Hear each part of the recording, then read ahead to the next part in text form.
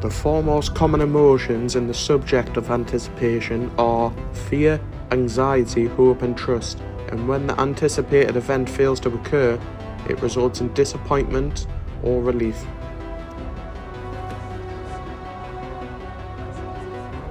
And all four of these emotions all relate and link to the topic of cliffhangers, as you're either left there with fear or anxiety on what could happen next, or what could happen to a certain character in the film or series.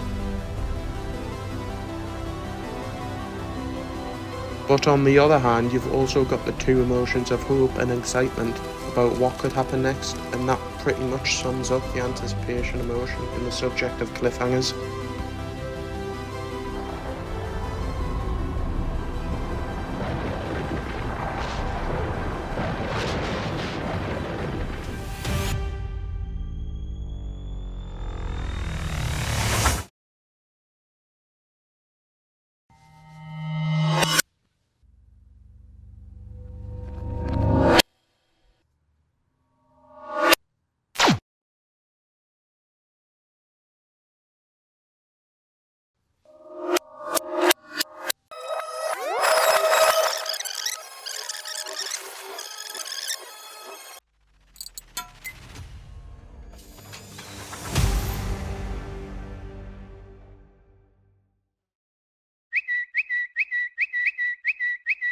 Curiosity and cliffhangers can go on to build up a specific film. For example, late night shows can be a perfect example, as they build up the film's publicity a lot as the curiosity grows until the upcoming film. On the other hand, the topic of curiosity in film and in cliffhangers can take many forms, leading some people to think that after a while they shouldn't have ended the movie on a cliffhanger and concluded the film as a whole.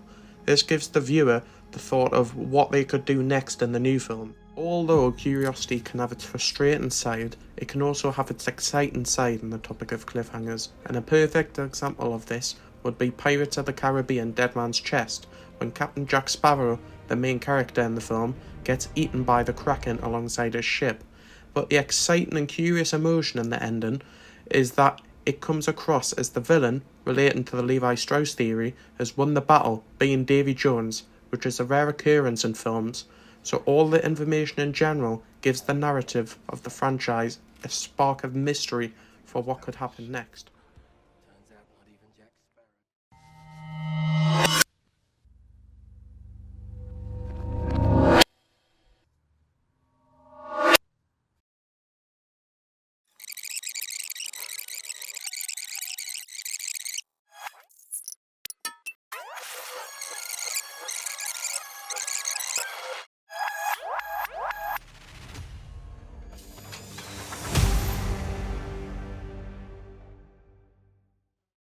The final emotion in this video essay will be frustration, which speaks for itself in general.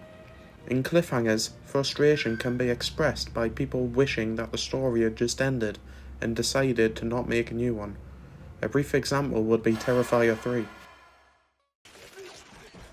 I picked these emotions because they are all opposite, but they all link in some way. An example of this would be that curiosity linking to frustration. For example, one of my personal favourites, the Five Nights at Freddy's film, has a massive fan base that just can't wait to see the next film, which can bring out frustration and curiosity in both ways. I always come back. Anyways, thank you so much for watching my cliffhanger audiovisual essay about the different emotions it can leave a viewer with after watching a film. I hope you had as much fun watching it as I had editing it, because I had a lot of fun and I enjoyed it a lot. Anyways, thank you again for watching.